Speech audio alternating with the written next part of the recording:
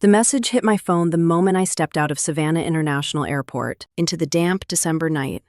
Christmas Eve, cold enough to sting, but not cold enough to numb what came next. My screen lit up with a line from my dad that read, "Christmas is happier without you. Don't come." I stood there with my suitcase handle locked in my fist, the crowd washing around me like I was invisible. A second vibration followed right behind it.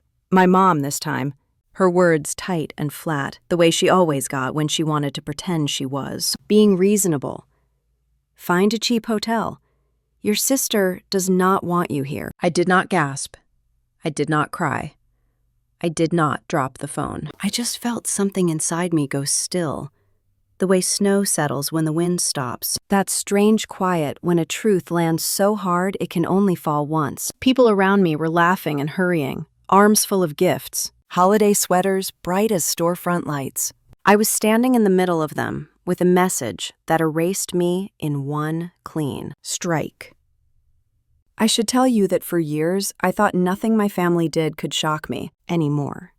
Turns out, I was wrong. I stood there long enough for the automatic doors behind me to slide open and shut, again and again, brushing my back with warm airport air before pushing me out into the cold. For a minute, it felt like the whole building was exhaling me. Before I go any farther, let me pause for a moment. I always wonder about the people who listen to stories like mine, where they are, what they are doing, how they carry their own memories in the quiet corners of their homes. If you feel like sharing later, I would love to know. When all of this happened, I was standing right there, outside baggage claim, with the smell of jet fuel lingering in the air, and my dad telling me I did not belong in the place I once called home. I slipped my phone into my coat pocket without responding and walked toward the rideshare pickup lane. The concrete felt spongy under my feet. Not from the travel, but from that strange moment when you realize someone you loved has made a decision about you that cannot be undone. A decision spoken in clean lines of text. Christmas is happier without you.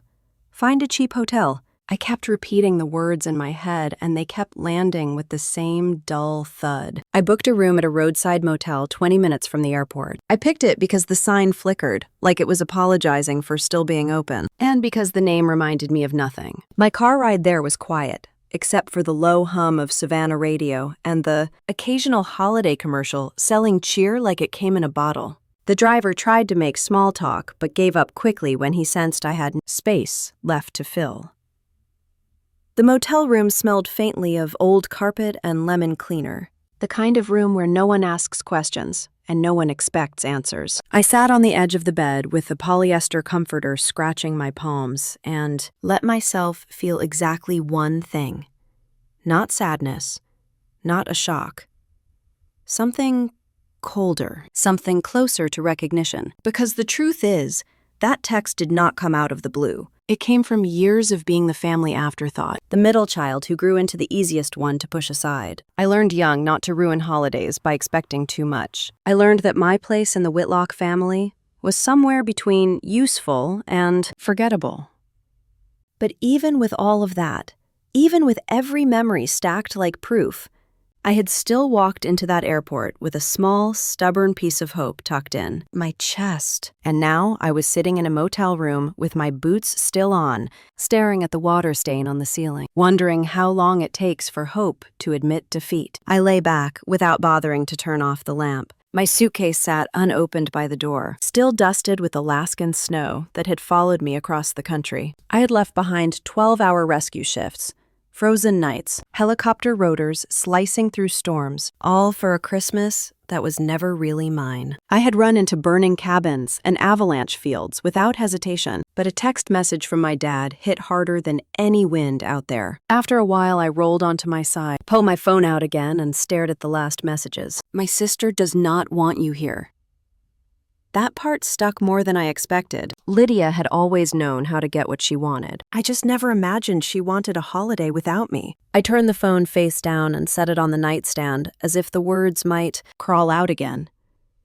I did not fall asleep right away. My mind kept bouncing between the past and the present, between the girl I had been in that house and the woman who had survived things far harsher than family disappointment. Yet nothing prepared me for being told that the door to home thin as it already was, had been locked from the inside. At some point past midnight, I finally closed my eyes. I remember thinking that a motel room on Christmas Eve was almost poetic. The unwanted daughter found refuge in a place that smelled like bleach and old secrets. A place where no one knew my name or the history attached to it. But even lying there, I felt something flicker, small and sharp under the hurt. Not anger. Not yet. More like the faint outline of a truth I had not looked at directly. Something about how quickly they pushed me away. How calm they seemed about it. As if they were not just unwilling to see me, but terrified that I might see them. My dad thinks everything ended with that text. He thinks he closed a door. He has no idea what he opened instead. I did not sleep long. When I finally drifted off the night before, it was with that strange flicker of something sharp beneath my ribs, something that felt older than the motel air, and older than the cold outside. By the time I woke up, the entire memory of Christmas Eve felt like a rerun of a feeling I had lived through years earlier. A memory from a day that changed everything. One day I learned exactly how much the truth could cost a person. That day lived in the back of my mind like a bruise that never fully faded. That day started in the office behind the front desk of Calder House Hotel in the spring of 2014. The kind of Savannah morning where the air tasted like warm magnolia, and the tourists had not yet arrived to fill the halls. I was sitting on the carpet with a box of old invoices beside me and a laptop open on the desk chair. I had taken a few days off from a wilderness training job in Colorado to help my dad organize the finances. He liked to pretend he was keeping track of everything, but he relied heavily on me to catch the loose ends. At least he used to. I had been sorting through receipts for hours when I noticed the first irregular transfer. A withdrawal from the operations account that made no sense. Then another. Then a string of them tied together like someone thought smaller chunks would slip by unnoticed. The total hit $235,000 when I finally added them up. $235,000 drained over 9 months from the account that kept the hotel running. It was the kind of number that should have made me question myself, but instead, it made my stomach tighten with a feeling I knew too well. The feeling that something was about to fall apart. I remember whispering that number out loud, as if speaking it softly might make it wrong. It did not. I kept digging. Every transfer pointed back to Lydia and Mark. They were running the hotel then, or pretending to run it. Lydia had always been the golden child. The one my dad trusted without hesitation. I had no reason to think he would doubt her now. But the proof was right there, in the statements and the emails she had not even bothered to hide. I stared at the screen and felt my throat tighten. Not because of the money, but because I knew exactly what telling my dad would cost me. I stood up, walked out into the hallway, and felt the coolness of the polished wood floor under. My shoes. The hotel was quiet that morning, a kind of hush that usually made me feel connected to the place my grandmother had built. Instead, it felt heavy, like the walls were holding their breath. My dad was in the dining room reviewing a menu with one of the cooks. When he saw me, he frowned slightly, noticing the papers in my hand. His voice was warm at first, the way it always was before he realized trouble was attached. He asked what I needed. I handed him the stack of printed statements and told him to look. Right here, I said. All these transfers. He looked down at the papers with a slow blink, as if the numbers meant something, small or distant. Dad, this money is gone, I said, and every one of these withdrawals links back to Lydia and Mark. Something is very wrong. He did not even sit down. He flipped through the sheets with quick, impatient movements, like a man reading. Junk mail. Then he gave a short breath that bordered on a laugh. His shoulders tightened, and he looked up at me with a stare I had only seen a few times in my life. Usually after I broke a rule I did not know existed. You have always been jealous of your sister, he said. It came out so casually, it took a second to register. I stepped back because the words felt like they had been waiting inside him for years. Dad, this is not about jealousy. This is about money missing from the hotel. You asked me to look things over. This is what I found. He set the papers on the table with more force than necessary. He said Lydia and Mark had been under pressure. that running a hotel was hard, that maybe I did not understand how business worked. He said if money was moved, then it was for something legitimate, that I should stop trying to make trouble, that I was reading too much into things because I had never liked the responsibility that came with staying close to home. I felt my mouth go dry. He stood there in his the same apron he had worn the day he taught me how to fold napkins like swans when I was 9. He looked at me like the child in front of him was a stranger. "David, I am not wrong," I said. I sounded smaller than I felt. I remember thinking, if I could just say the words more clearly, he would hear them differently. He would see the truth, and not the daughter he had already decided I was. He did not change his mind. He told me to leave the papers on his desk and go find something useful to do. He said he did not need my opinions about my sister. He said a lot of things, in a voice that tried to sound patient, but carried an edge, sharp enough to make me step back again. That was the moment I learned something important. The truth does not matter if the person hearing it has already chosen their version of reality. I walked out of the dining room feeling like the walls were closing in. The hallway that had always smelled like lemon polish and childhood memories felt like someone else's home. I remember passing the framed photograph of my grandmother by the front staircase. She built that hotel brick by brick with her own hands and her own grit. I touched the frame as I walked by, thinking she would have known how to handle this. She would have listened. Instead, I walked into the courtyard and called Mark. He picked up on the second ring, sounding distracted and annoyed. I asked him about the transfers. He gave a speech full of vague excuses and half-formed explanations about term shortages and vendor payments. It was a flimsy answer. I pressed him harder, and he snapped that I should stay out of things I did not understand. Then he hung up. The sky looked washed out, like someone had drained the color from it. I called Lydia next. She did not answer. She never answered when she knew I wanted the truth. I walked into the lobby and saw my dad speaking with a couple checking in. He was smiling, warm and confident. He was the version of himself the whole town admired, a man known for that hotel and that hospitality. Watching him that moment made my chest ache in a way I could not explain, because he was not a cruel man. He was a proud one, and pride can blind a person faster than love ever could. That evening, we sat in the living quarters behind the kitchen. Mom was peeling fruit at the counter. She asked why my face looked tight. I told her I had found irregularities. She told me to drop it. She said Lydia had enough on her shoulders and did not need negativity. When I told her the number, she dropped the knife. She picked it up quickly and pressed her lips into a hard line. Then she told me to stop stirring things up. It was like watching the same scene from two angles. Neither one was willing to see what was in front of them. Neither one is willing to believe that the daughter, who did not demand anything, might be the one telling the truth. Later that night, I sat on the back steps with the papers in my hand. The warm Georgia air wrapped around me, heavy with the scent of pine. I listened to the sounds of the highway not far away. I thought about how many times I had walked through those halls, feeling like an extra piece of furniture no one had asked for. I thought about how long I had tried to fit into a place that never actually had room for me. That was the night I made a decision. If the truth could not save my place in that house, then I would stop trying to earn it. I packed my bag before sunrise. I left the papers on his desk. I left a note saying everything I needed to say in one sentence. If you ever want the truth, you know where to find me.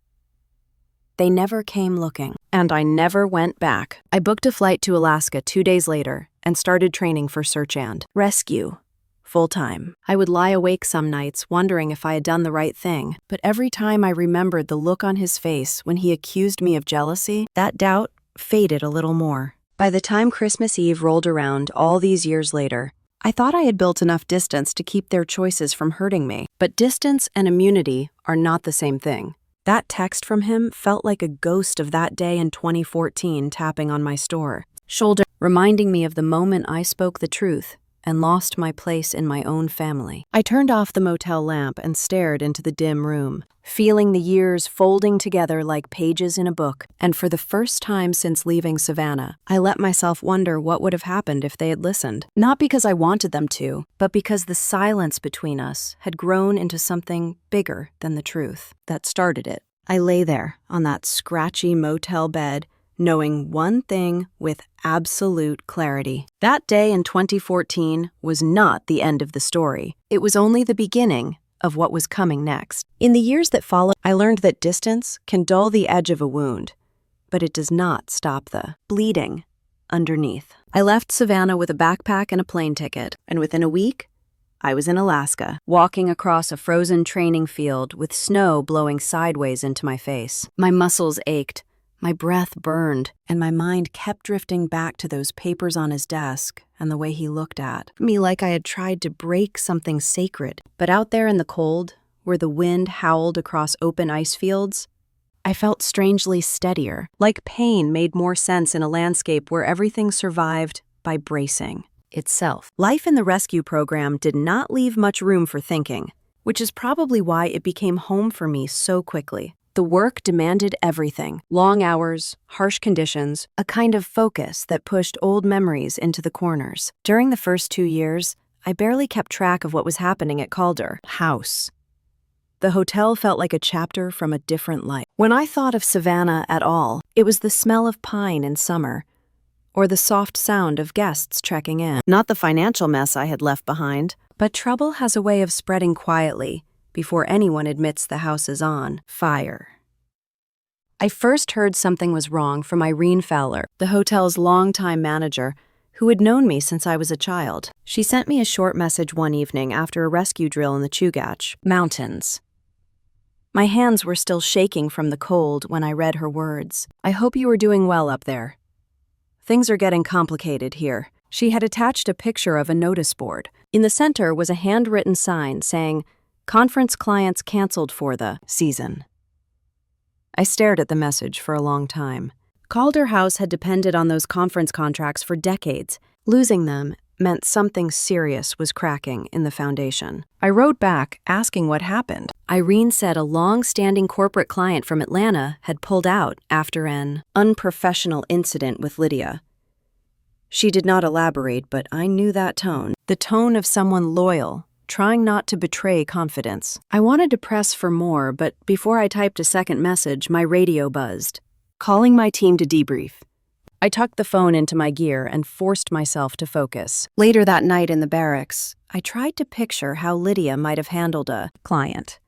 She had charm when she wanted it, but she also had a temper that came out when she felt cornered. I thought of Dad defending her in that dining room, calling me jealous, insisting she understood business better than I ever could. The irony hung around me like frost.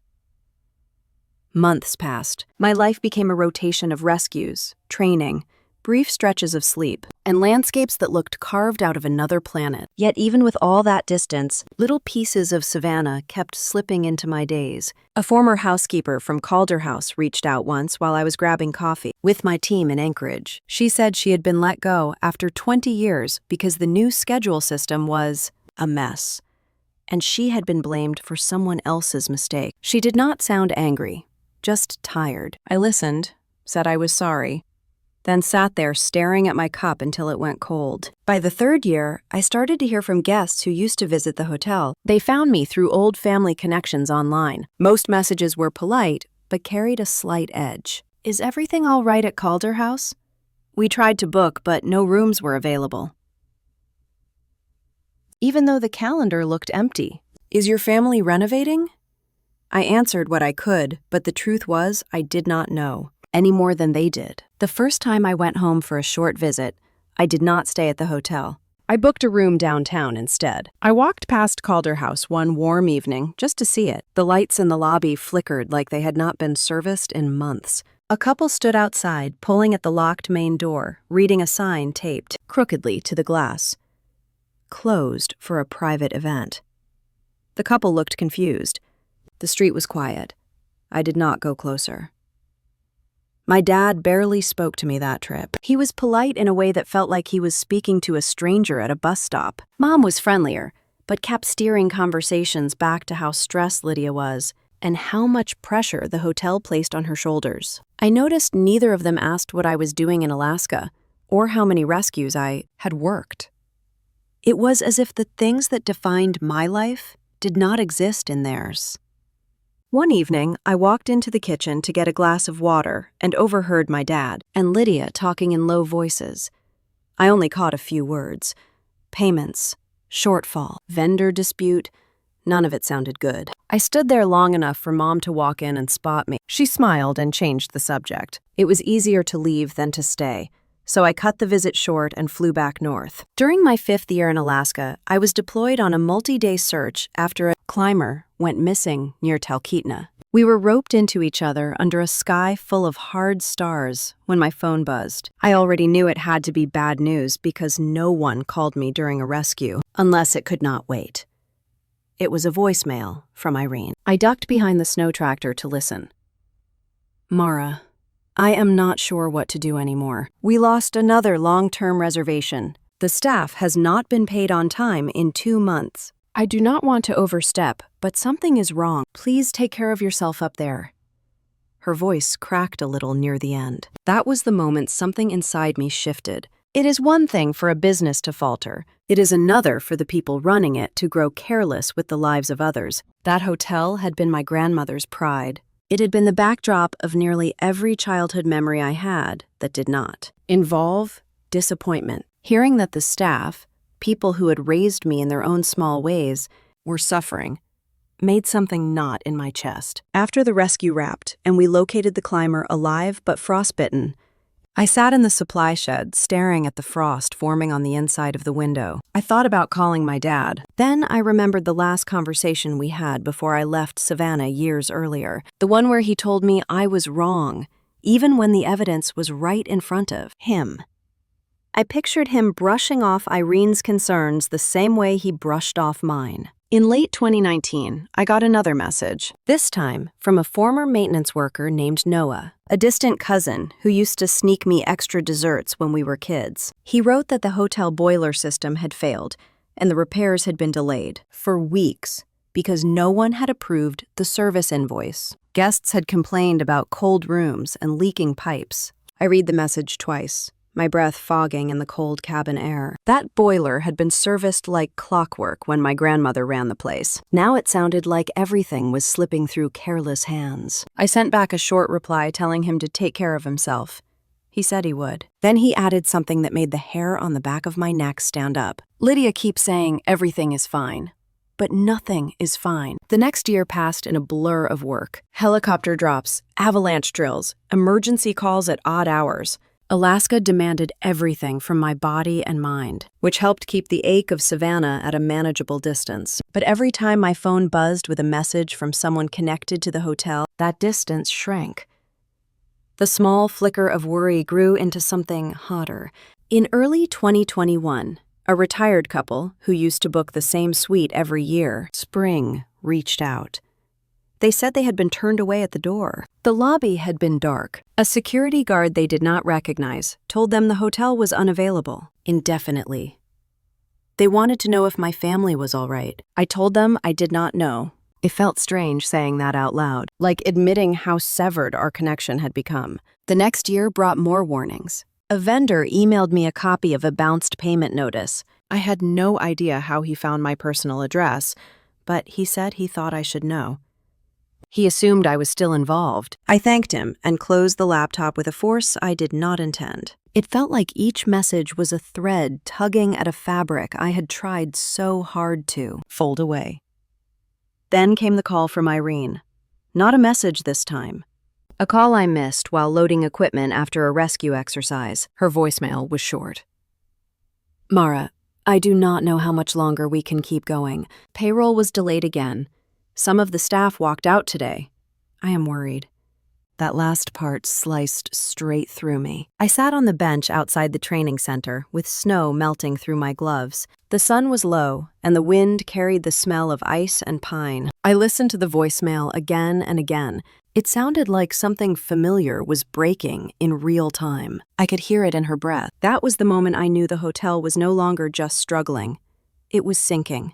I thought of Dad. I wondered if he knew how bad things had gotten, or if he was still clinging to the idea that Lydia could fix everything by wishing hard enough. I wondered if Mom was telling everyone to stay positive. I wondered if Lydia was drowning, or if she was dragging the hotel down with her. Pride. I did not try to call any of them. I knew there was no version of that conversation where I would not hear the same old lines. You are reading too much into things. You always overreact. You never understood our responsibilities. The truth might have been different this time, but the responses would not be. That evening, I walked back to my cabin through knee-deep snow. The sky was a deep blue, the kind Alaska only gives you in winter, the kind that makes you feel both small and infinite. I sat on my bunk and let the truth settle. Calder House was falling apart, and the people who could have saved it were the same people who refused to listen when I tried to warn them years before. I lay back, staring at the wooden ceiling beams, hearing the wind rattle the thin window pane. For years, I had told myself I left home because I wanted a different life. But sitting there in that quiet room, I finally admitted the deeper truth. I left because staying would have destroyed me long before the hotel began to crumble. The irony was hard to ignore. I had spent my entire adult life rescuing strangers in the wilderness, pull people out of danger they never saw coming. Yet the place that raised me had been sliding toward disaster, and I had been powerless to save it. I closed my eyes, feeling the weight of the years settle over me. The truth I learned in 2014 had not stopped echoing. It had simply changed shape, and now those echoes were growing louder, pulling me back toward a place I once called home, whether I wanted to return or not. When the echoes started pulling me back toward the place I once called home, I tried to push them away. But life has a strange rhythm. Sometimes the past chases you. Sometimes it waits quietly until you walk straight into it without realizing. For me, it happened on a frozen lake in Alaska in early 2019, during one of the coldest rescue seasons I had ever worked. We had been called out at first light. A man had fallen through thin ice near a remote lodge north of Talkeetna. Temperatures were brutal, the kind of cold that bites through layers no matter how tightly you wrap them. The helicopter blades whipped snow against my visor while I braced myself against the wind, my body tense and ready. These calls were never simple. Each second felt like a debt you had to pay in full. When we reached the site, I saw a dark opening in the frozen lake where the ice had collapsed. A figure clung to the edge, arms trembling, water climbing up his chest with every movement. He was fighting hard, but losing ground. I shouted directions to my team and crawled out on a rescue sled, spreading my weight across the ice, feeling it groan under me like an animal trying to shake me off. Hold on. I am coming! My voice echoed across the frozen air, muffled by the wind. The man looked up, his eyes a mix of panic and exhaustion. He could not have been far from collapse. I secured the rope harness around my waist and extended the rescue pole toward him. His fingers shook violently as he reached for it. When our hands finally met, his grip startled me with how desperate it felt. As I pulled him in, the ice cracked beneath us in sharp breaths that made my spine tighten. For a moment, I thought the lake would swallow us both, but the rope team held firm behind me. Inch by inch, we dragged him onto solid ground. By the time we reached the helicopter, he was barely conscious, shivering uncontrollably. Up close, I saw lines of age and something else on his face, something like a history of carrying heavy things alone. He whispered a thank you between chattering teeth. I squeezed his shoulder before the medic covered him in blankets and went to work. Back at base, once he was stabilized, one of the nurses told me he was a man named Graham Holloway. I did not recognize the name at first. Alaska pulls in people from everywhere. But later that evening, while filling out paperwork, I overheard two staff members talking about him. Something about real estate holdings. Something about his name showing up in business news every few months. I shrugged it off. People were people. Once someone has nearly died in your arms, everything else about them feels secondary. The next afternoon, after my shift ended, I walked past the recovery ward and saw Graham sitting up in bed with a tray of untouched food.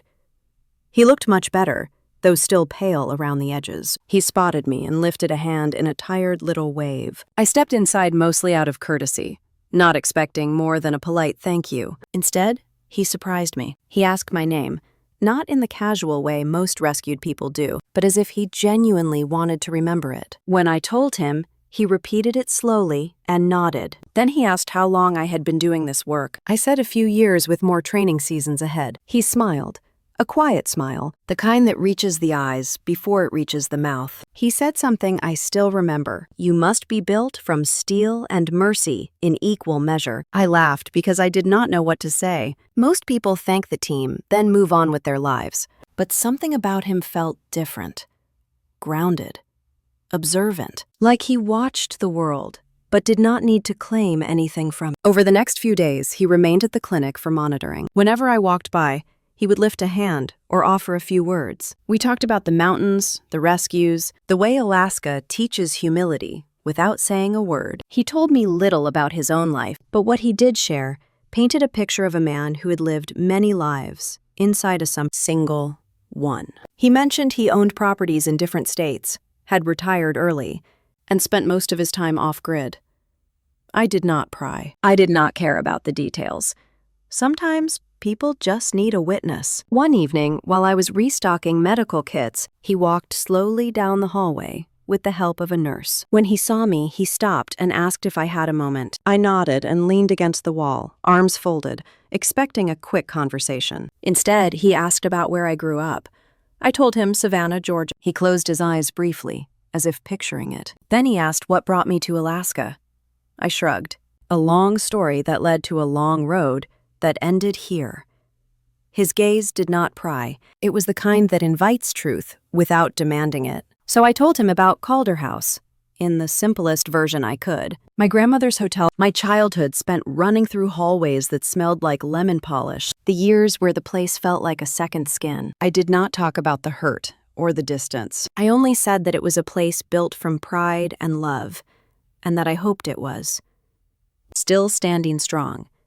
He listened quietly, then asked something strange. What would your grandmother think of your work now?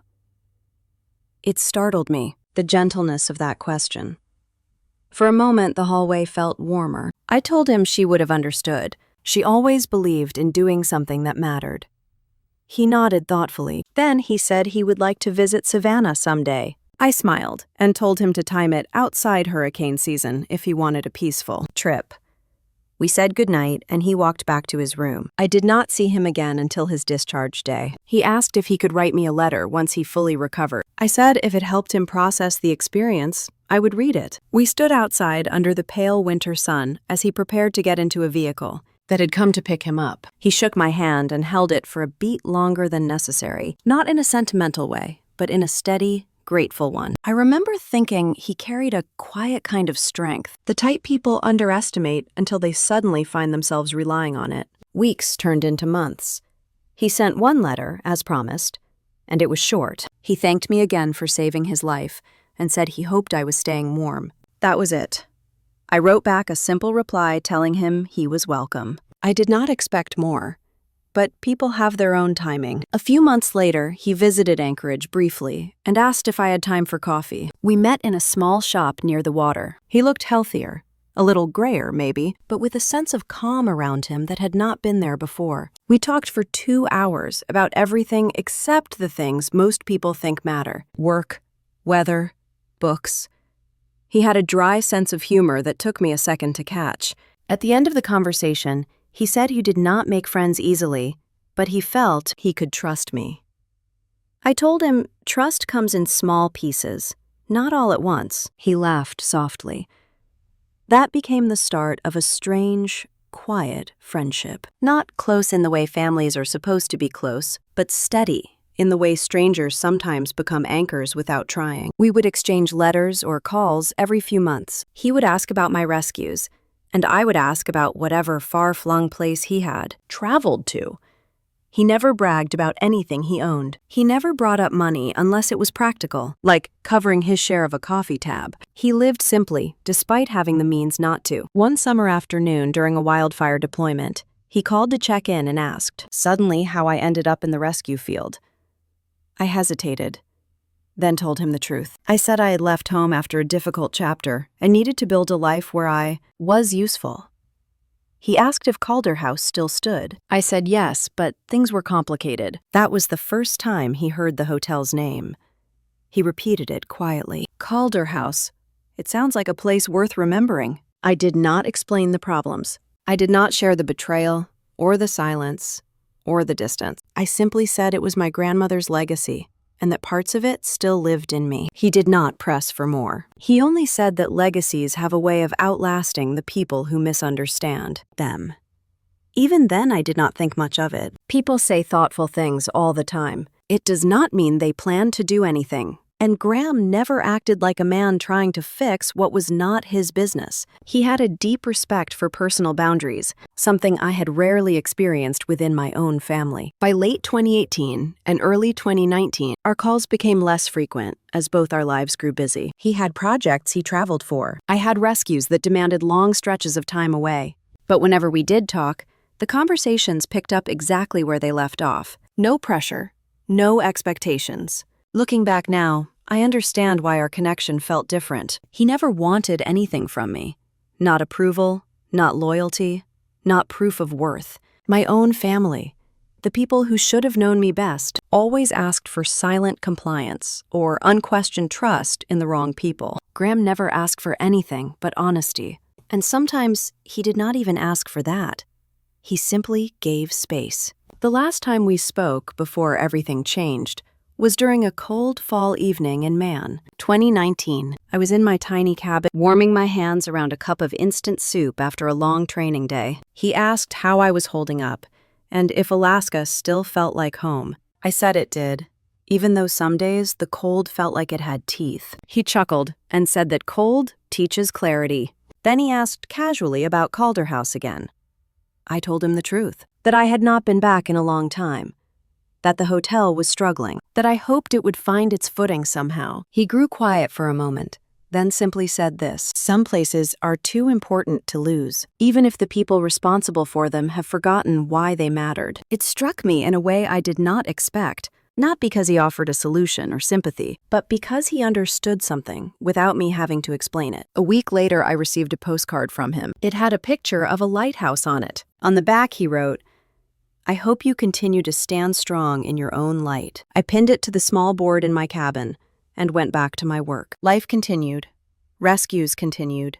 The cold came and went. I did not know then how significant that friendship would become, or how our paths would intersect again in a way neither of us expected. All I knew was that someone out there, someone I barely knew before that day on the ice, had listened to me in a way my own family never had. Someone out there had listened to me in a way my own family never had, and without realizing it, he had taken note of the place I once called home. That mattered more than I understood at the time, and it would matter even more in the week everything finally collapsed. I did not witness the fall in person. I was thousands of miles away, standing in a snow-packed ravine in Alaska, when the foundation of Calder House gave out like a tired beam. But the story traveled fast, carried through voices that still remembered me, even though the people running the hotel preferred to pretend I no longer existed. It started 1 week before Christmas at 2024, the same season when most families gather close and pretend the past has been forgiven.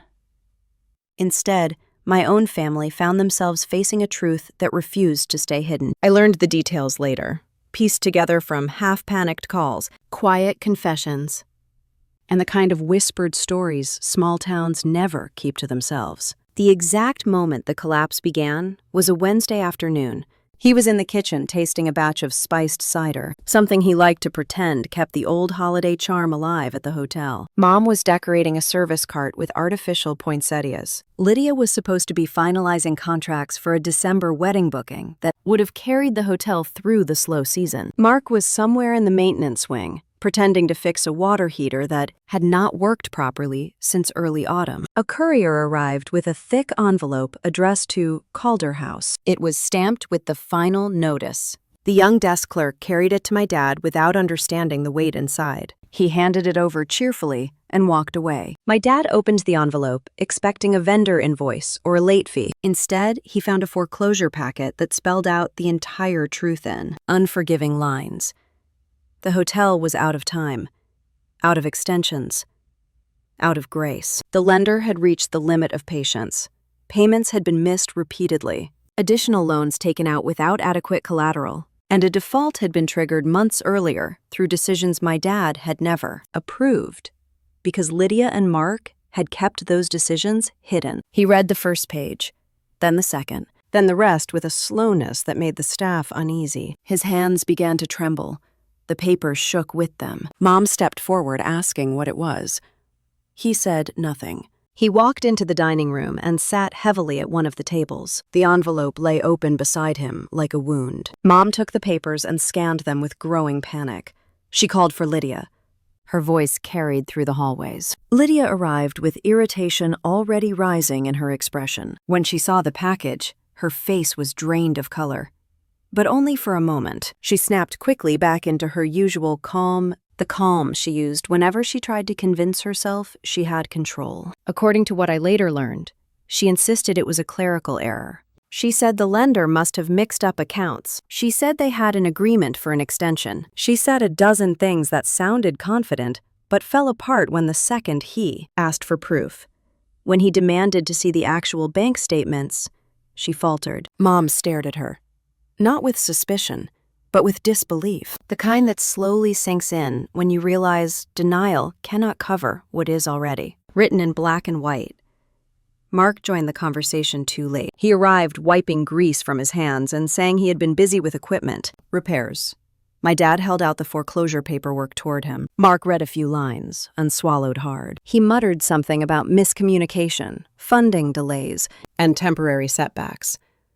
None of it mattered now. The damage had already carved through the building like rot. By evening, the entire staff sensed something was wrong. The kitchen had fallen silent except for the sound of a pot boiling over. The front desk clerk kept picking up the phone before it rang, nerves twisting through her movements. Irene, steady even in storms, approached the dining room and knocked softly before entering. She asked if everything was all right. My dad handed her the papers. She read them with a heavy stillness, then set them down gently before stepping out to gather the team. It was not long before the story spread beyond the walls. In a place like Savannah, whispers travel faster than facts. By the next morning, some guests had canceled upcoming stays out of uncertainty. A florist called to confirm whether the wedding event was still scheduled. Another vendor questioned whether payment would arrive for a recent delivery. For every question, Lydia had a new excuse. For every excuse, Mark added another layer of confusion. They did not know how to tell the truth. Not even now. Later that day, my dad called an emergency meeting in the lobby.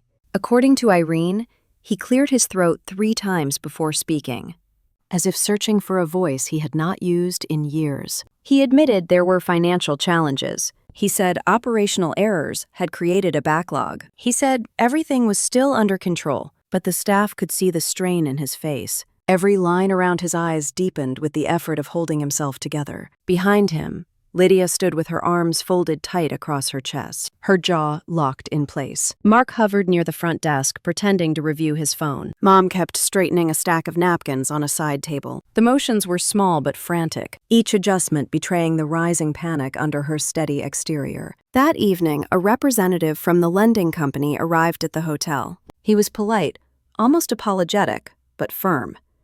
He handed my dad the final schedule. Calder House would be seized within days, unless the outstanding amount was paid in full.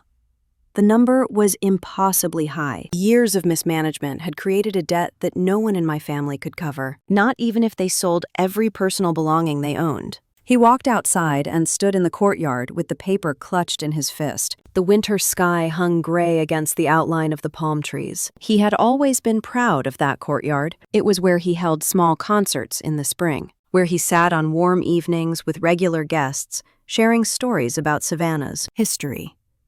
Now he stared at it like he was seeing it for the last time. Mom came out behind him asking what they would do. He shook his head. He said there was nothing they could do. Those words were heavy. The weight of them traveled fast through the building. Meanwhile, Lydia and Mark retreated into the office to argue behind a partially closed door. Staff passing by heard fragments. Numbers. Accusations. Someone saying you promised. Someone else answering you was supposed to fix it. The door rattled as they paced back and forth in panic. By the next morning, a rumor began to circle. Someone quietly claimed that Lydia had found a buyer. Not a buyer for the entire hotel at full value, but someone willing to take on the debt in exchange for ownership. The staff did not know if the rumor was true, but they saw the way Lydia moved that day, how she kept glancing at her phone, as if waiting for news that would rescue her. Pride. They saw how Mark avoided my dad's eyes. They saw Mom clutch her apron whenever someone asked if the hotel would survive. Until the new year. Irene told me later that the moment the rumor took hold, something changed in the atmosphere of Calder House. It became a kind of tense stillness just before a storm breaks. People walked slower, spoke softer. Even the floorboards seemed to creak under the weight of dread. The truth came out on Friday morning. My dad was sitting at his small desk in the back office, reviewing old ledgers, as if searching for proof that things had once been stable. Lydia entered and stood stiffly in front of him. She said she had found a solution. She said she had negotiated a transfer that would prevent the hotel from being seized publicly. She said the buyer was discreet and willing to absorb the debt. My dad looked at her for a long moment. He asked the simplest question. "Did you sell the hotel?" She hesitated. "Not exactly," she answered, but that hesitation was everything. He repeated the question. His voice was low. "Did you sell it?" She said she arranged a transfer, that the buyer would take ownership, and the hotel would continue running, that it was the only option left. I can imagine his face at that moment, even though I was not there. My dad had always believed Calder House would stay in the family forever. It was the core of his identity. The idea that it could slip away without his consent was unthinkable, yet the reality was right there. Mom stepped into the room mid-conversation. She looked at both of them, then at the papers on the desk. When she realized what had happened, she sank into the nearest chair. Her breath hitched in her throat. She said the same thing several times. How could this happen? How could this happen? Irene said Dad whispered something. She had never heard from him before. "I cannot fix this." That admission cracked whatever hope was left in the room. Lydia tried to offer reassurances, but they sounded empty. Mark tried to emphasize that the transfer might save face, but no one listened. By dusk, the staff learned officially. Calder House would no longer belong to the Whitlock family. Ownership had been signed over. They did not know whom. They were told operations would continue until further notice. But even the guests sensed the change. Some checked out early. Others asked quietly if everything was all right. The week had begun with fear, but now it ended with a grief that settled like dust over every corner of them building. And through all of it, my family clung to the belief that Lydia had sold the hotel to rescue them. They believed she had sacrificed something enormous. They believed she had made the hardest decision for the good of everyone. That belief would not last, but for that 1 week, it was the only thing keeping them from collapsing entirely. Far away in Alaska, I stood in the doorway of my cabin, reading the messages as they arrived one by one. I watched the snow drift down outside, silent and indifferent. The cold air seeped through the seams of the windows. The world feels still in that way it does right before everything changes. I had no idea who the buyer was. Not yet. All I knew was that the place my grandmother built had finally slipped out of my family's hands, and the truth about who now held it was already moving toward me, waiting for the moment it would no longer stay hidden. That moment arrived the next morning, while I was still standing at the cabin window watching the snow settle over the pines. The air smelled sharp, the way it does in Alaska after an overnight freeze, when everything feels suspended in a kind of white stillness. My phone buzzed on the counter behind me. I expected a weather alert or a message from one of the pilots checking conditions for our next operation. Instead, I saw a name I had not expected to hear from so soon. Graham Holloway. There was no greeting, no lead-in, just a line that reads, "I need to speak with you about something important. Call me as soon as you can." I dialed immediately. He answered on the first ring. His voice was calm, warm, steady, carrying that same grounded presence I remembered from the rescue years ago. He asked if I was somewhere private. I told him yes. Then he took a small, quiet breath, the kind someone takes before delivering news that will change everything. I believe you deserve to know who purchased Calder House. The words caught in my chest before they even landed. For a second, all I heard was the low hum of the cabin's heater and the soft creak of settling floorboards. I asked him what he meant by deserve to know. He said the name of the buyer. Calder House Holdings, LLC. Then he said plainly, I formed that LLC 2 months ago. I had to sit down. The edge of the wooden bench pressed cold against the back of my legs. My stomach dropped in a way that felt strangely familiar, like the moment right before a helicopter dips into a descent. Shock, then clarity, then a flood of questions. You bought my family's hotel, he corrected me. I bought a distressed asset whose owners had run it into a corner. Then he added something that softened the sharp edge of his tone. But I bought it because of you. He did not mean it in a sentimental way. Graham Holloway was not sentimental. He spoke in clear lines with no flourishes. He explained that after the rescue in 2019, he had kept up with what he could about my life. Not in a watchful or intrusive way, but as someone who had formed a bond through an experience that marked both of us. I had pulled him from a frozen lake in the dark, and he had not forgotten what it taught him about the value of people who act without hesitation. A month ago, he learned from a Savannah contact that Calder House was in trouble, severe trouble. Enough that he began looking at public records out of curiosity. Enough that he noticed the building sat on a prime plot of land, mismanaged badly, with debt that grew faster than bookings, the kind of property that investors like him call distressed. Something with strong bones and terrible leadership. Something that could be saved, but only with a clean break from everyone who had touched it recently. I listened in silence as he spoke, and the more he explained, the more I felt something shifting inside me.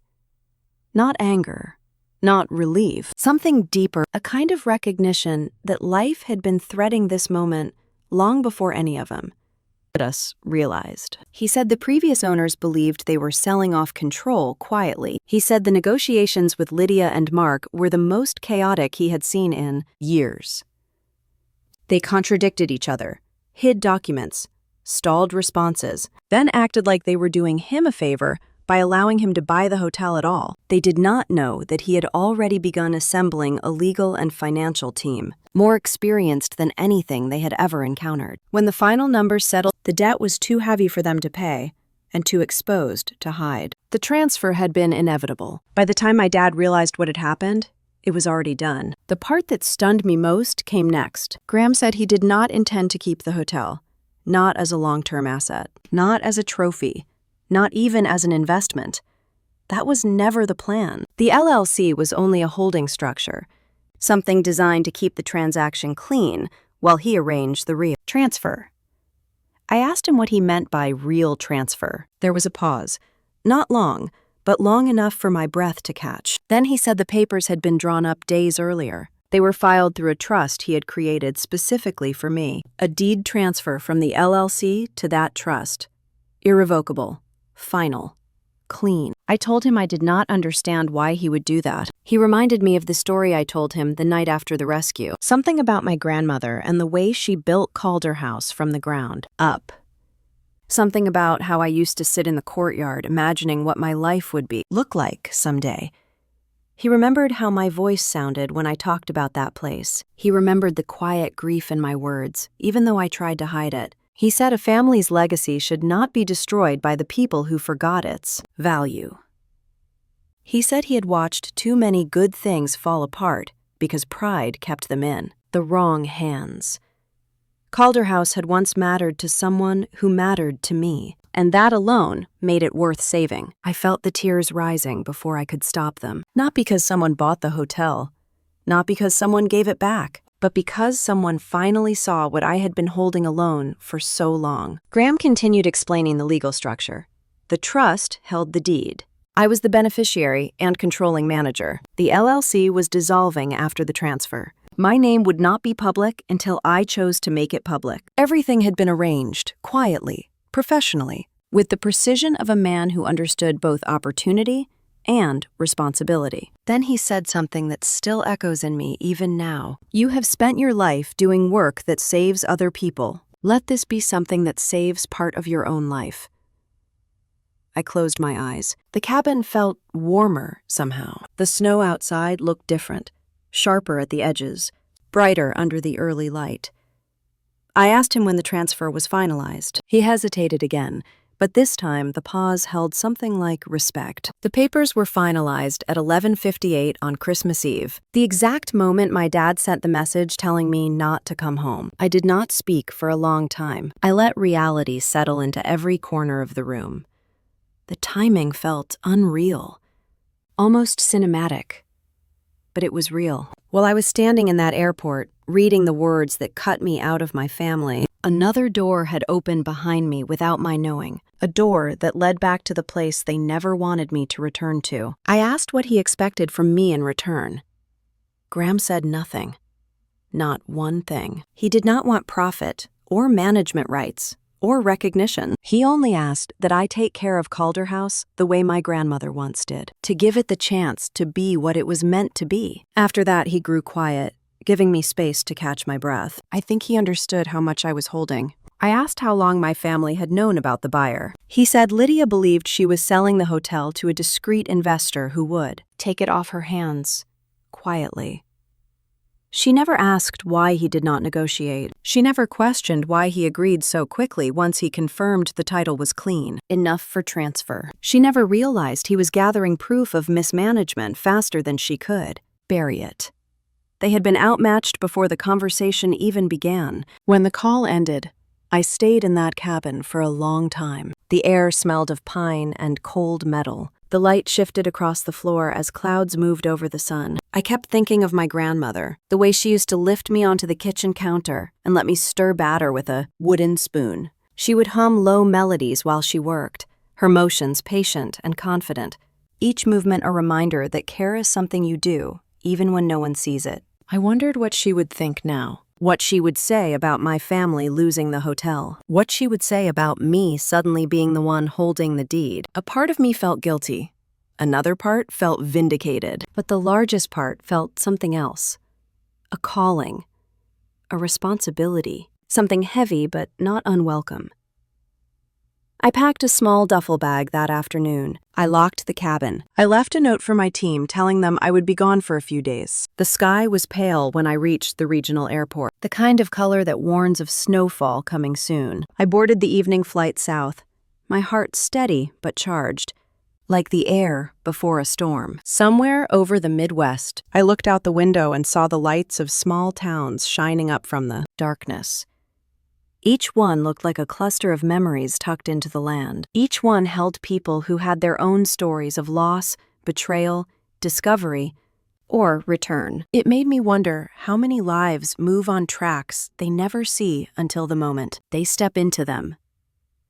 The plane touched down in Savannah close to midnight. The airport lights gleamed across the wet pavement. I stepped out into the warm southern air that felt so different from the frozen world I had left behind. When I reached the taxi stand, the driver asked where I was headed. I gave him the name of a motel near the water, not ready to return to Calder House just yet. I needed one more night to breathe. But as the car rolled past the familiar streets, Christmas lights blinking from porches and storefronts, I felt the truth settle deeper in me. Calder House was no longer the place that pushed me out. It was the place that waited for me to come back. And now, the deed with my name on it was sitting in a folder somewhere. Finalized at 11:58 on Christmas Eve, ready for the moment, I chose to step inside and claim what had always been part of my story. I stared out the taxi window, watching the lights blur as we passed the historic district. My pulse steadied. My breath deepened.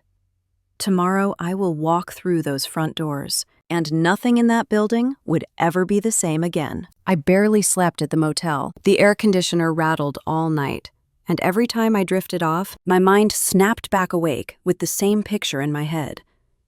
Calder House. The front steps.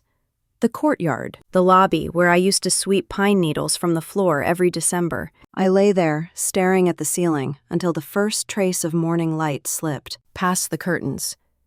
Christmas morning. The morning I would walk into the place that raised me, the place that pushed me out, and the place that now belonged to me again, whether anyone liked it or not. I showered, dressed, tied my hair back, and stepped outside. Savannah's winter air was cool, but soft compared to Alaska. The light had that familiar golden tint that always made the city feel gentler than it deserved. I walked instead of calling a ride. I needed the time. I needed the quiet. Every street felt like a memory I used to look at through a window. Every house looked like something I used to believe was home. By the time I reached the square near the hotel, I could see the top of the old building rising above the palms. My breath hitched for a second.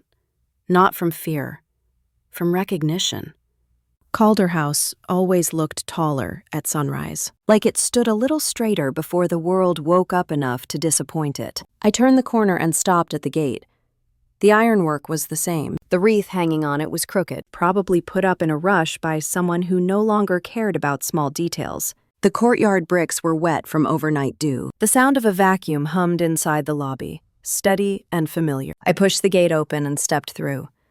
The hotel did not know I was coming. That felt important. I crossed the courtyard slowly, my boots tapping quietly on the stones. I felt the air shift as I walked, the kind of shift that happens when a place remembers you, even if the people in it do not. When I reached the front steps, I hesitated only for a breath. Then I opened the door and walked inside. The lobby was warm, the lights soft, the scent of cinnamon drifting from somewhere deeper in the building. A few guests lingered near the fireplace, holding cups of coffee, their voices low and sleepy. None of them knew that overnight, the ground beneath this place had changed forever. Irene was at the front desk. Her hair was pinned up the way it always was during holidays, but she looked exhausted. The kind of exhaustion that does not come from lack of sleep, but from holding too many broken things together for too long. She was flipping through a ledger when she looked up and saw me. Her face went still. Not shocked, not afraid, just still, like she had been waiting for something she could not name. She whispered my name, not loudly, not in surprise, more like a memory had stepped through the door and taken shape in front of her. I walked toward her, my steps steady, my breath even. She came around the desk as if pulled by something she did not fully understand. When she reached me, she stopped a few feet away. Her eyes softened, then tightened again, as if she was weighing every possible meaning in my being there. I told her softly that I needed a private room. She nodded without question and led me toward the small office behind the check-in counter. The door closed quietly behind us. The vacuum noise faded. The hall outside went silent. I reached into my bag and took out the folder Graham's legal team had sent. A simple set of documents. Clean, final, irrevocable. I placed them on the desk between us. Irene looked at the papers, her brows pulling together. She turned the first page slowly, then the second, then the third. Her breath trembled. She whispered the name of the trust. Then she whispered the name on the deed. She stared at me. No words, no reaction. Just a long, slow realization rising behind her eyes. I told her I was not here to make a scene. I was not here to hurt anyone. I was only here to claim what already belonged to me, something that had been mine long before my family decided I did not belong to them. She swallowed hard and punched the edge of the paper as if checking whether it was real. She asked the question in a small voice, the same one from the thumbnail that would later stun half the internet. How? How can you own this? Her voice cracked around the last word. I answered quietly. Because someone finally listened. For a long moment, no one moved. The office felt too small, the air too heavy. Irene lowered herself into the chair, her hands covering her mouth, her eyes filling with something I had not seen in years. Relief. A kind of relief that comes from seeing justice arrive in a place that had long forgotten the meaning of it.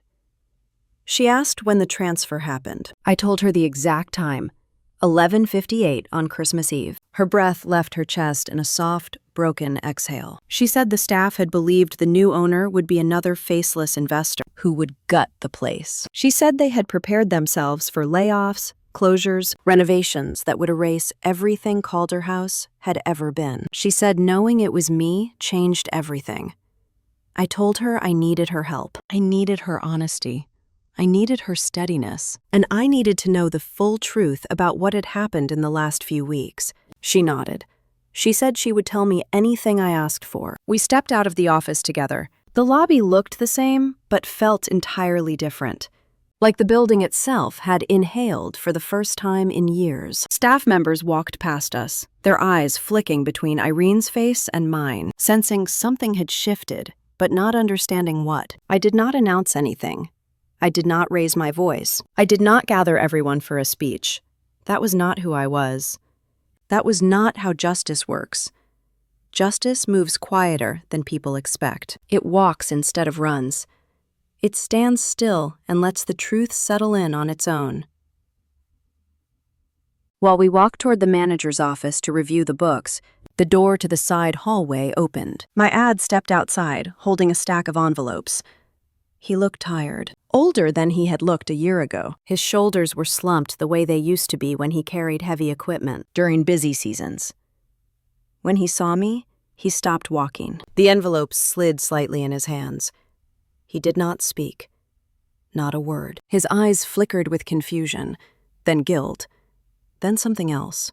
Something like fear, the kind that grows when life suddenly refuses to follow the script you wrote for it. Mom appeared behind him, holding a garland she had been trying to straighten. She froze when she saw me. Her lips parted. Her fingers tightened around the garland. A second later, Lydia entered the hall from the opposite side, followed by Mark, both arguing under their breath until their eyes landed on me and everything inside. And them stopped. No one moved. The hotel's winter lights glowed softly behind me, reflecting off the polished floor. The air smelled of cinnamon and old wood. Christmas morning. The morning my family expected to control the outcome of their choices. The morning they expected a buyer to rescue them quietly. In the morning, they believed their secrets had finally been buried deep enough. Irene held the folder in her hands. She did not speak either. She did not need to. My dad looked at the papers.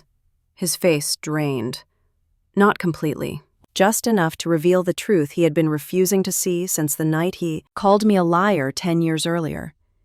He stepped forward half a pace, then another. His voice cracked when he asked what I was doing there. I told him simply that I had business to take care of. Mom whispered my name like it was a question, not a greeting. Lydia grabbed Mark's arm, her jaw tightening, her eyes darting rapidly between us and the folder. No one asked the right question at first, until finally he found his voice again and asked who the new owner was. His voice shook around the word owner. Irene held out the papers. He took them in both hands. He read the title. Then he read the name. He blinked several times like the letters were rearranging themselves each time he looked. He whispered the line softly at first, then louder, broken open by disbelief. How? How can you own this? It was not anger. It was a shock. It was the exact moment a man realizes the truth did not need his permission. I did not gloat. I did not smile. I did not explain the months of legal work, or the trust, or the man who helped me reclaim what had been stolen. I only said the simplest truth, because it was mine long before you gave it away. Silence consumed the hallway. Everything had shifted. Completely.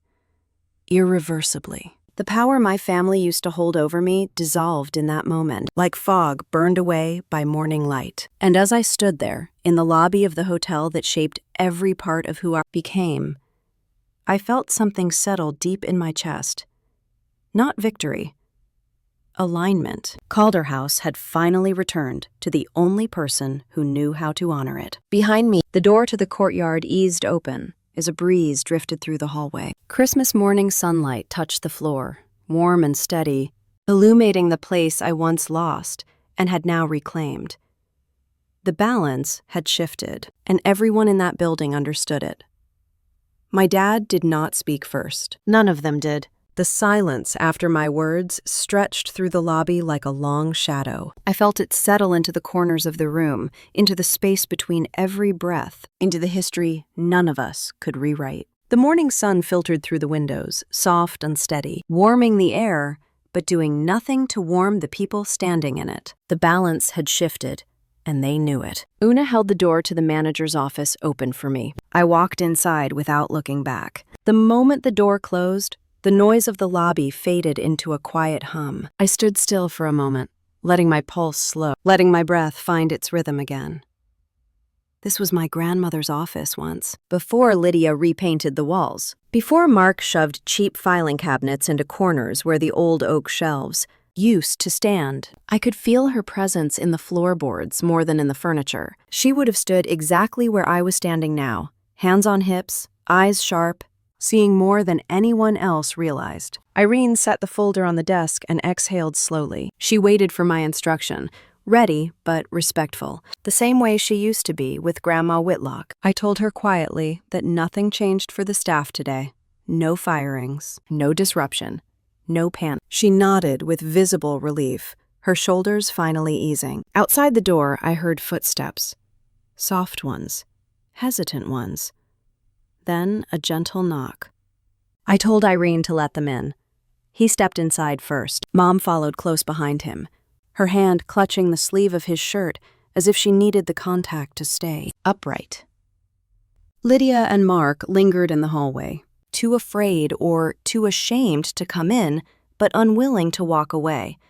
He closed the door behind him, slowly, like he was afraid it might slam shut on its own. He stood there, staring at the papers on the desk. His voice came out rough when he finally spoke.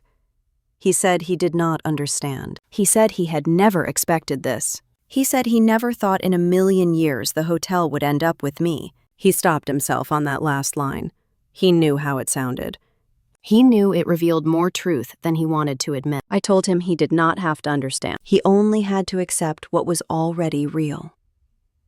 Mom's voice shook when she spoke. She asked why I had not told them. She asked why I let them find out this way. I told her the same thing I had told Dad. They had told me to stay away. They had chosen distance. They had created the silence between us. I had simply stepped into it.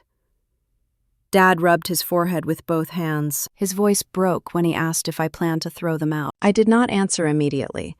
I let the questions sit in the air, not as punishment, as truth. Because they were finally asking me the things I had asked myself 10 years earlier, when they turned their backs on me. I told Dad they could stay for the moment, but not in authority, not in management, not in any position where their choices could damage the hotel again. They would move out of the manager's apartment on the 3rd floor. They would pack their things and return to their own home. Lydia and Mark would leave today. He opened his mouth to argue, but stopped when he saw my expression. This was not anger. This was the boundary. He sat down in the chair across from me. His hands shook slightly. Mom sat beside him, holding her breath like she was afraid it might escape her body and never come back. I leaned forward and told them the truth plainly. I was not here for revenge. I was not here to humiliate them. I was here to protect the hotel, the place Grandma built, the place they broke piece by piece while insisting everything was fine. He looked away. Mom wiped her eyes with the corner of her sleeve. Silence again, heavy and final. After a moment, I stood and opened the door. Lydia and Mark were standing on the opposite wall, trying to look composed but failing. Lydia's eyes were wide and glassy. Mark swallowed hard when I looked at him. I told them their rooms needed to be emptied by noon. Lydia stepped forward, panic rising. She said they had nowhere to go. She said this was not fair. She said she had done what she had to do to save the hotel. I told her she had done what she did to save herself. The hotel was collateral damage. The truth hit her like a blow she could not prepare for. Mark muttered something under his breath but did not repeat it when I asked him to. Speak clearly. They left the hallway without another word. Karma rarely arrives with shouting. It slips in quietly, rearranging the room until people realize the ground they stood on does not belong to them anymore. That morning, the silence was louder than anything I could have said. I walked down the staircase toward the courtyard. The staff moved aside gently as I passed. Some looked relieved. Some looked hopeful. None looked surprised. They had watched the decline for years. They had the reins. Outside, the light had shifted. The sun was higher now. Warmth settled over the brick path. I stood where Grandma used to stand during holiday gatherings. I could almost hear her humming, low and steady, like a current under the noise of the world. Behind me, the door opened. He stepped out slowly. He walked until he stood a few feet away. His face looked older than it had that morning. Not from age, from realization. He said he had failed the hotel. He said he had failed me. He said he never saw what Lydia and Mark were doing. He said he trusted them because trusting them felt easier than asking questions. That hurt. He said he had let his pride run his decisions for too long. He said he was sorry. The words were quiet, honest, but fragile. I did not hug him. I did not crumble. I let the words land in the space between us. I told him I believed he never meant to hurt me. But meaning was not the same as impact. His inaction had shaped my life as much as his decisions had shaped the hotel. He nodded slowly. His eyes glistened.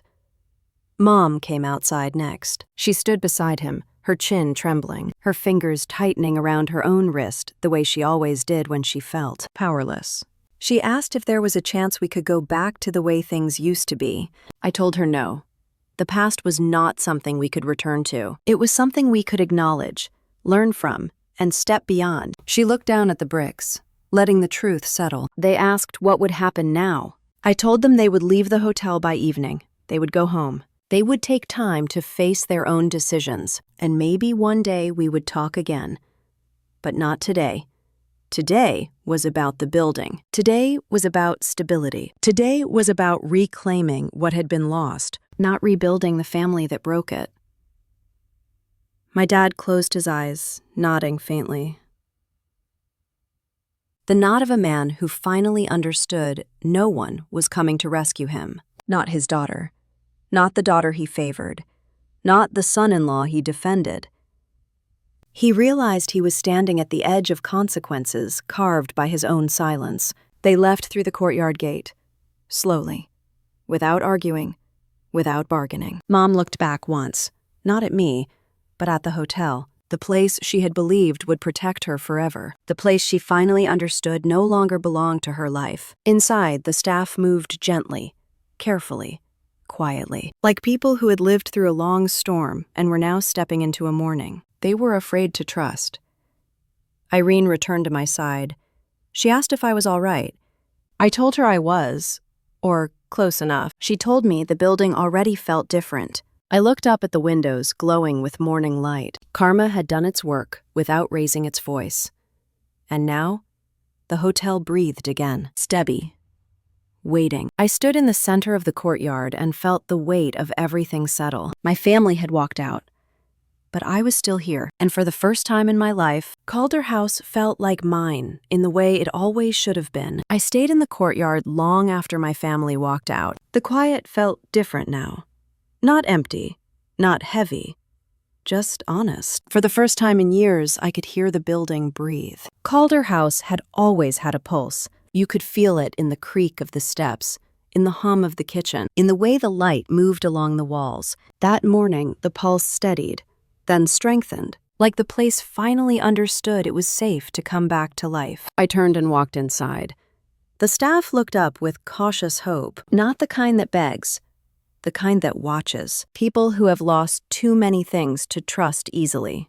Irene stood at the front desk again, her posture straighter now, her hands calmer. She asked where I wanted to start. I told her the truth. I wanted to start by listening.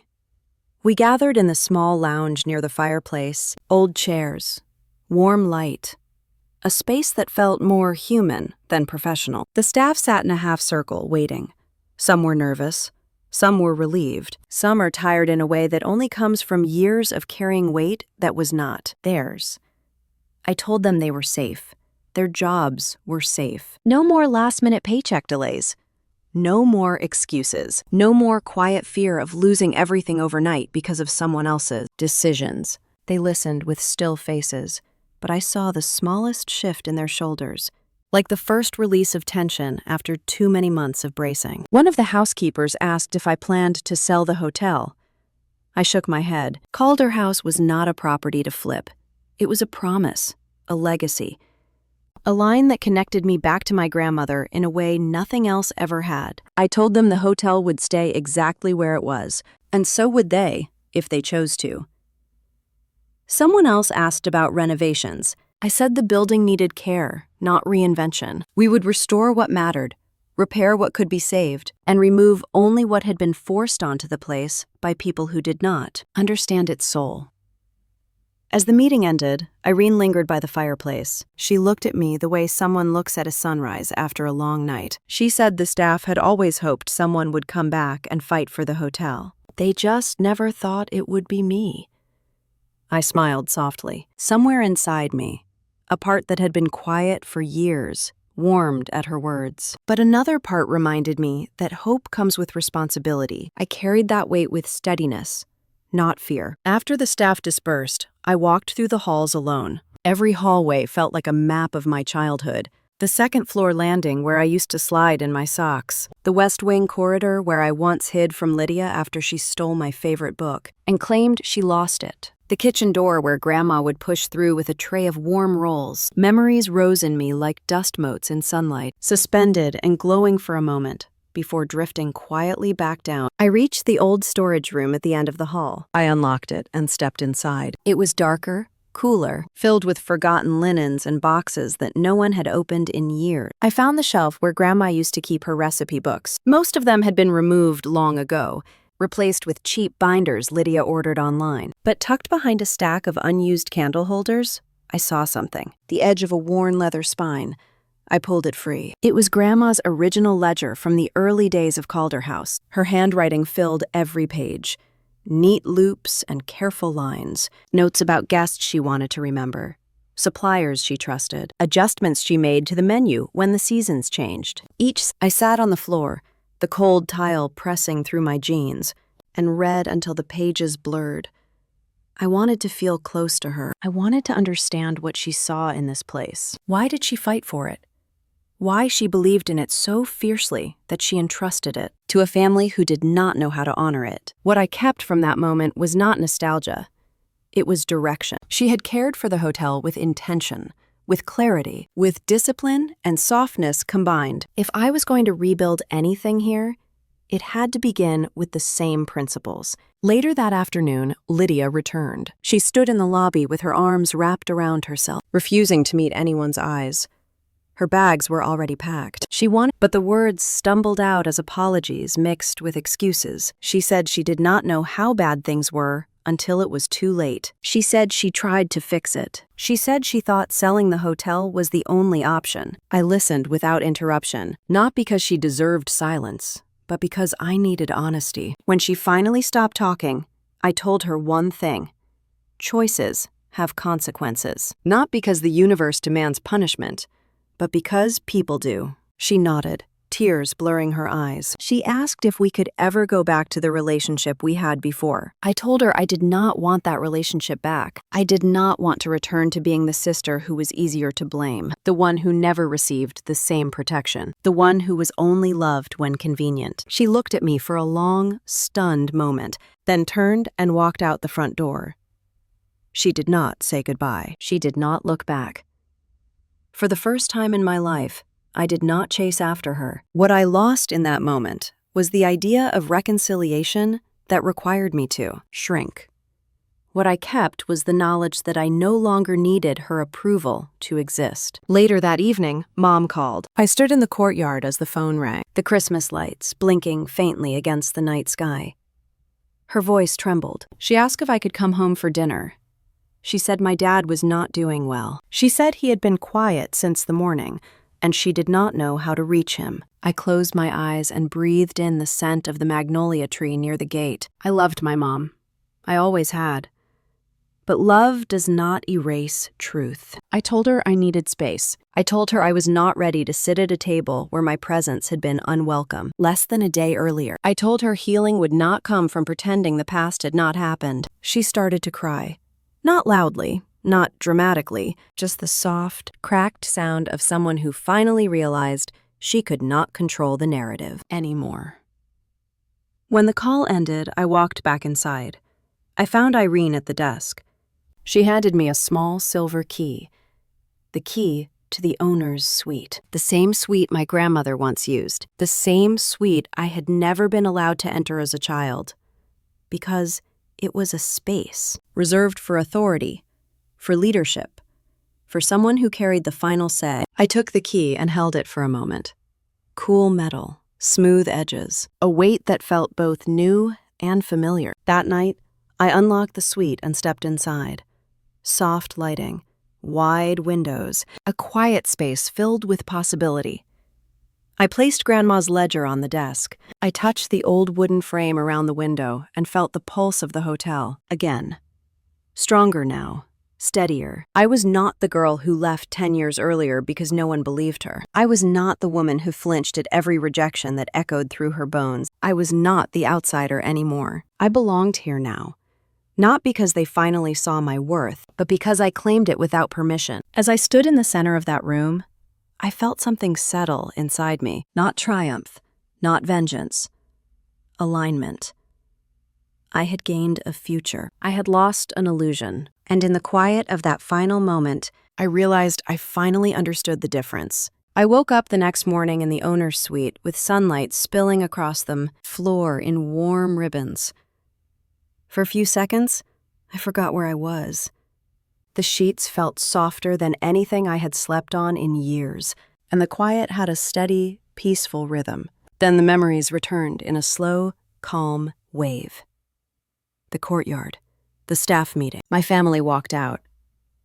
The weight of the key in my hand. Calder House was mine now. Not in a triumphant way, not in a theatrical way, but in a way that felt grounded, solid, earned. The year that followed moved in a rhythm that surprised me. Not fast, not chaotic. More like a slow rebuilding of something that had been leaning for too long. Savannah's seasons came and went. The scent of magnolia floated through the courtyard in spring. The long summer days carried the noise of tourists and the hum of the kitchen fans. Fall brought orange leaves and quieter evenings, the kind where the staff gathered near the back entrance after closing and talked about their kids or their plans or their hopes for the hotel. I learned the names of every housekeeper. I learned which guest rooms always needed extra towels and which windows stuck during the rainy season. I learned how to fix a jammed cabinet hinge and how to coax the old boiler into releasing heat evenly. The staff trusted me slowly, not because I owned the hotel, but because I showed up at 6 a.m. to help strip beds or unload deliveries when a truck arrived early. I lived inside the work, not above it. By midsummer, Calder House had stabilized.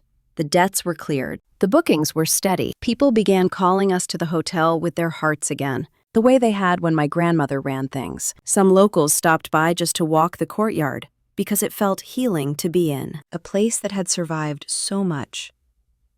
My family did not return. Not physically, not emotionally. They stayed in the house on the other side of town. I heard bits and pieces from neighbors, or from Irene when she passed by the farmer's market.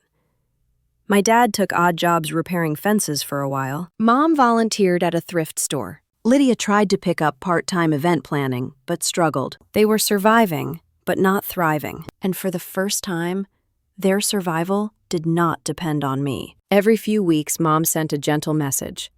Just checking in. Hope you are well. Maybe we can talk soon. I always replied kindly, but with distance. Not cruelty. Just a boundary. The old role of the daughter who begged for approval no longer fit the life I was building. My dad rarely reached out.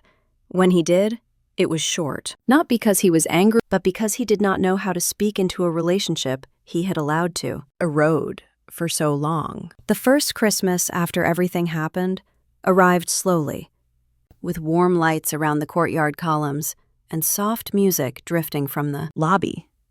I walked through the hotel on Christmas Eve, touching the railings, the banisters, the old wooden counter at the front desk. Everything held a kind of quiet memory that felt stronger now that the chaos had passed. The staff surprised me with a small celebration in the dining room after closing. A cake with simple lettering, a few candles, laughter that came from relief more than festivity. They toasted to a year of steadiness, a year of renewed pride in their work, a year of watching the hotel grow back into itself. That night, I stood alone in the courtyard, long after everyone left. The winter air was crisp. The lights above me twinkled slightly in the breeze. I thought about who I had been 1 year earlier, standing in an airport, holding a message that told me Christmas was happier without me. A daughter waiting to be wanted. A woman who believed exile meant failure. Now I stood in the same courtyard my grandmother once tended, holding the future instead of her shadow. On Christmas morning, I opened the front doors myself. Guests filtered into the lobby with sleepy eyes and warm scarves. The smell of cinnamon rolls drifted from the kitchen. Irene handed me a mug of coffee and smiled in that way only someone who has watched your life fall apart and rebuild can smile. Around mid-morning, I stepped into the courtyard again. A few leaves drifted across the bricks. The light pooled between the palm trees. I could hear faint laughter from guests near the fountain. Peace settled into my chest so gently it felt like an exhale I had been holding for 20 years. Then the front gate creaked. I turned. My dad stood there, thinner than last year, shoulders slightly stooped, a quiet kind of humility in the way he held himself. Mom stood beside him, her hands clasped tight in front of her. They did not walk toward me at first. They hesitated at the entrance like they were waiting for permission to exist in a space that once belonged to them. I walked toward them slowly. He lifted his eyes. His voice was soft, almost too soft for the space around us. He said Merry Christmas. The words felt careful, earned, not assumed. Mom's eyes glittered, not as parents demanding a place, just as people who understood what they had lost. I nodded and stepped aside. They walked in quietly. They looked around the courtyard with a sense of longing so deep it felt like a shadow stretching behind them. This place had held their identity for decades. Losing it meant losing a part of themselves. I understand that now. We sat at one of the small patio tables. He cleared his throat once. Twice. Then he said he finally understood that love was not control, that silence was not protection, that his loyalty to the wrong people had cost him more than he could measure. He said he wished he had listened to me sooner. He wished he had trusted me. He wished he had been the father he believed he was. Mom reached for my hand, but stopped halfway, waiting. I let her take it. Her fingers trembled. She said she missed me. She said she regretted letting distance grow into a wall. She said she hoped, maybe not today, maybe not tomorrow, but someday, we could try to build something new. I listened quietly. Their words did not fill the spaces they once carved out of my life, but they softened the edges. When they stood to leave, my dad paused and looked up at the hotel. He whispered that it looked alive again, that it looked like Grandma would be proud. Then he placed his hand on my shoulder, just once, gentle. A touch that did not assume anything. A touch that asked instead of demanded. After they left, I stayed in the courtyard for a long time. The hotel felt warm around me. Not because of lights or decorations, because of the truth, because the past had finally found its place, no longer dragging behind me like a chain, no longer dictating the shape of my worth. I walked back inside, past the tree in the lobby, past the staff smiling as they were, past the decorations that shimmered faintly in the morning sun. I stepped into the owner's suite and stood in the center of the room, the same place I had stood 1 year earlier when everything began to shift. I whispered something into the quiet, a kind of promise, to keep what mattered, to let go of what harmed me, to honor the place that shaped me, to honor the woman This Christmas was different, not because it was perfect, because it was true. And now, if you have ever been told you were too much or not enough for your own family, remember this: silence can be power, and truth can be the loudest revenge. Tell me in the comments what integrity means to you and where you are listening from.